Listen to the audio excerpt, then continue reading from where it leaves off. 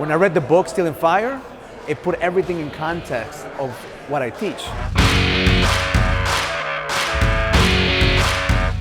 That's the reason I'm like, I need to meet Steven because I now have the framework of what stealing fire means and what having the edge means. And when you combine them both together, that is the flow state. Because when a man is in flow state, he owns himself. When a man is in flow state, he makes choices as a king.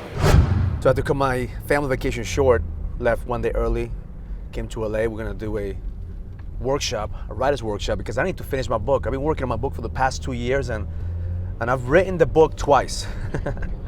But now it's time for us to publish it. Now it's time for us to really work on the aesthetics of it. And I think that Steven Kotler, the author of Stealing Fire, is gonna really help me put the final touch on the book to be able to ship it and just publish it. My intention is fourth quarter of 2019 to get it done.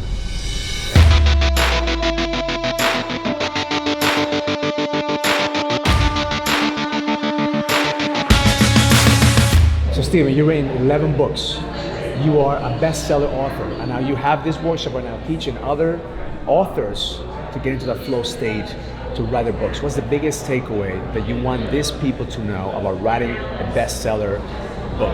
It's a process. It's all, on a certain level it's a war, but most people go into it and go, oh my God, how am I gonna do this, right? The answer is it's actually a checklist, right? Nobody's ever gonna teach you the checklist. Nobody's gonna let you know what the checklist is. It's actually a checklist. After 11 books, where I can tell you, there's a process all the way through, not just the writing, not how to write to produce more flow, how to build a bestseller, right? Bestsellers nobody gets lucky, they're built. And there's ways to build them. And we've had a tremendous track record here with that. I was saying earlier, I think like 10% of everybody who's taken this class has published a book within a year to two of finishing it. That's huge numbers because tons of the people in this class come in from advertising and marketing. They don't want to write books. They're coming here to learn other things about writing. So there's a smaller percentage, and so a lot of books are coming out of it. So it is successful. You know, when I put this course together, it started with a conversation with Neil Strauss, another 9-time best-selling New York Times author, really brilliant writer, on staff at Rolling Stone. And we were talking about our tips, our tricks, our techniques, all the stuff kind of we were using, everything we've learned, all the stuff I was talking about today over the years. And it was a really good, rich, interesting conversation. And I kept, afterwards it sort of stuck in my head and I kept listing the stuff and putting it together. And when I was done, I looked at it and I was like, holy crap, if you would have taught me this at the beginning of my career, I would have shaved 10 years off my career. I would have added another 0 to any check anybody cut me. It would be massive. And I was like, well, we can crunch this together and put it together and we can teach it to other people. And it seems like it's early. We've been doing this for like 3 years. We put a bunch of people through this. It's not mass, but it seems like we were right? Our numbers are really great. People love it. They're getting a lot out of it. And they're, it's funny also if you kind of look around there. I often say that oftentimes in these classes, I'm one of the least famous guys in the room, right? There are heavyweights who come in to take these classes as well, which is kind of interesting. One of the things that I love, I love is that I think that as a writer, we get stuck in the perfection of the book, and we wait for years and years. I mean, personally, I've been writing my book for the past 2 years. But just today, that I'm going to get the clarity that is just one step at a time. That it may take years, it may take months, but the decision that you said, write something every day, do something every day. I mean, how long have you been writing every single day? You just told the story that you were getting surgery, you were going through all kinds of things. I've been writing every day since I was 15 years old. That's when I started writing daily. Yeah, I've been writing since I was 4, but by 15, so 37 years I've been writing every day. The funny thing is, because I write first thing in the morning, this is odd, but I realize that I've seen the sunrise every morning for 30 years.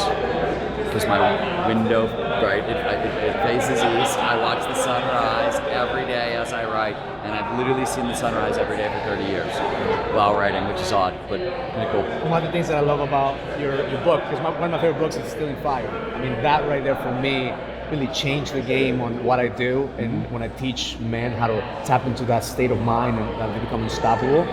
So what is your ritual? What is the ritual that you have? Is it writing your ritual, like your daily ritual? Is it just writing on your computer? It's a meditation, it's a breathing. What's the process that you take yourself? It's a long process. We're going to spend almost all of tomorrow. And it's not, by the way, I don't want to teach you my process. Because my process is my process. Your process is going to be your process. Your process is yours. Every process is individual.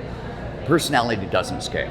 Biology scales. So what I want to teach you is, look, tomorrow we're going to spend a lot of time on what's the neuroscience of creativity? How do our brains work when we're at our creative, when we're writing at our creative best? We're going to spend a lot of time on flow, which massively amplifies creativity. And a lot of this work is about scheduling. What do I do first? What do I do second? How do I do it?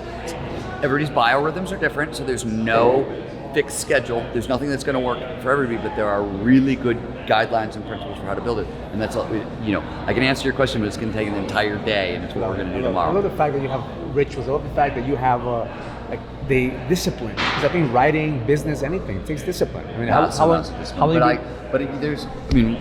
also have is biology, right? The easiest way, discipline is one thing, and I've got it, right?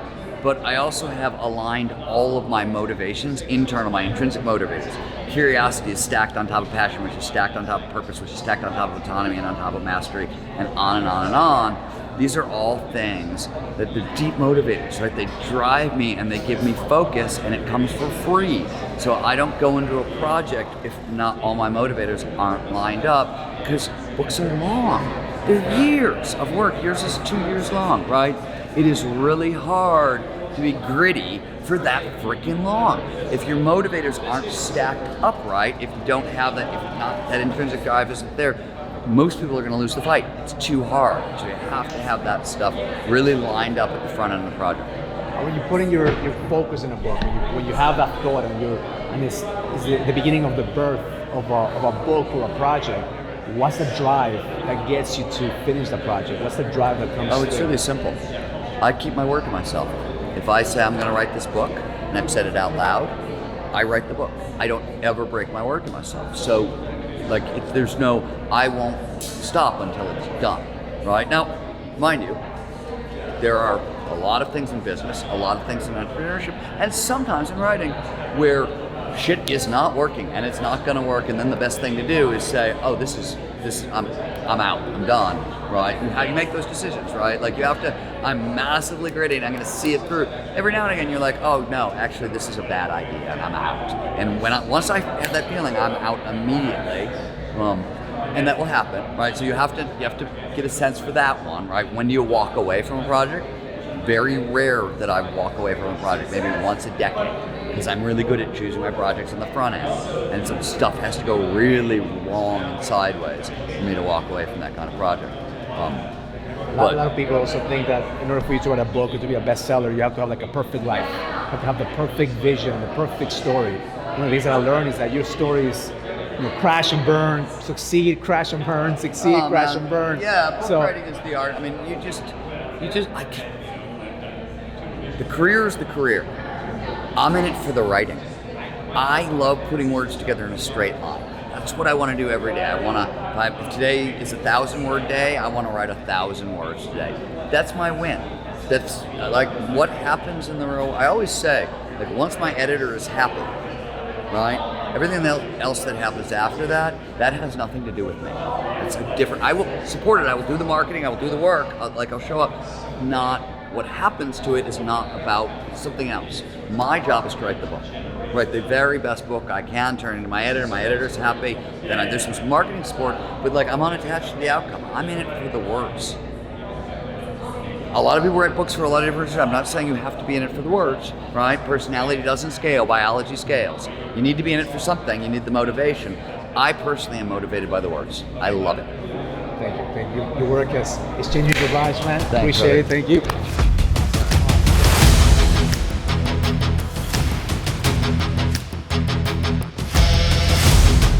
One of the biggest takeaways that I got yesterday from Stephen was the fact that success is not by coincidence. That you can't reach success just by wishing and hoping and having a vision. That you must commit to doing the work every single day. One of the things that he shared with us is that he wrote a page every single day for the past 30 plus years.